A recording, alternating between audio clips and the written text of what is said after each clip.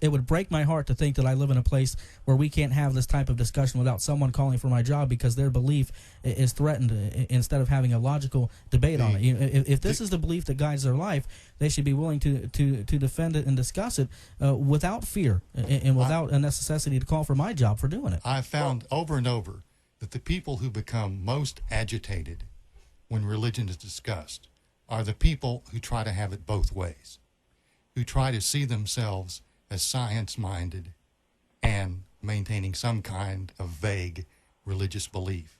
They want to have it both ways, and I think that's your view. No, I don't really have a view.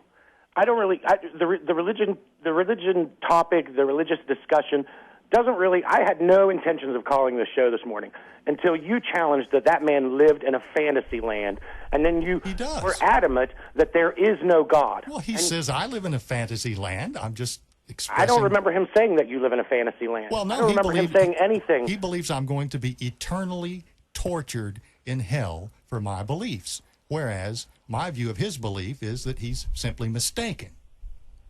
But no, I'm going to be tortured. Well, so I don't know, Reuben. Who's more fair? I think that this is a topic that absolutely it should not be on your show, and that's my feeling, Reuben. Ignorance is bliss. There are so many things that we could be discussing today without having someone on here challenging people's basic faith, the thing that gets them through the day. And I'm not, and I do feel I'm a little agitated at this point, and I'm not religious. I don't go to church. I don't necessarily I believe a lot of things in the Bible don't make any sense. But who the hell am I to judge whether or not the Bible is correct? And I'll tell you what, sir, if someday you find out that the Bible is correct, I would not want to be you. Let me get a commercial break in here, and we'll keep ourselves on time the best we can. 623-3865 or Perdue at WVRadio.com. We'll be right back after this on the Morning Edition.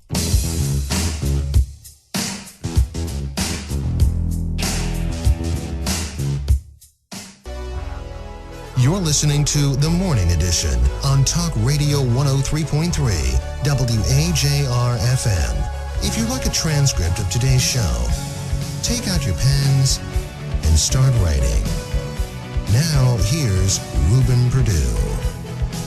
Welcome back in. 623-3865 is our phone number. Email inbox rperdue at wvradio.com. My guest today is David Mills, author of Atheist Universe. And, David, I'm not surprised at the tone the show is taking on. We've had some pretty emotional discussion in the past, but we've always had calm discussions. Today, I think that we're getting beyond that. Well, that's what makes it fun, though. Well, until they start calling for your job for trying to have a serious conversation. Well, you have Rush Limbaugh on this station for 3 hours, then Sean Hannity for another, 2 or 3 hours every day. You've devoted 1 hour of one day to an opposing viewpoint. Now, I'm sure that some people in the audience will be outraged by that, but do me a favor, write to me and not to Reuben or the station, and I appreciate the time. If anyone does want to write to me, I have a web page. It's just davidmills.net, not .com, davidmills.net, and there's a lot of material there for free download. Let's get another phone call in here this morning, 623-3865. Caller, do you want me fired as well? No, I'm a Christian. Okay. I want you to change your ways. Okay. My name is Frank. I'm from Salem. You should have another person there that knows the Bible and knows Jesus Christ to talk with this guy. But Frank, it isn't fair to have us people who don't know how to talk properly or correctly. I heard him laugh. He laughed at when Cain and Abel. God knew that it was going to be a murder. Frank, let me tell you. Could I say something? No, let me tell you this first, and then you can say whatever you want. The reason I have David on the show today is because on the 3 or 4 other days that I have talked about religion, all we have had on the show are people from churches and people from the religious standpoint. I am providing the alternative viewpoint today, and it's not fair that I don't provide that alternative viewpoint. You should have both together all the time, even when you have the pro. But let me say this. He laughed when he talked about the murder of Abel and Cain. Well, guess what? God created us for his enjoyment, and he could have created us so we don't make any sin, but then we'd all be zombies, and that would not be any enjoyment for him. So we have to learn on our own how to become good and how to do the right things. You cannot do the Bible all the time, 100%. No one can. So he's given us times to learn. That's why all these years are going by and everything. But you don't.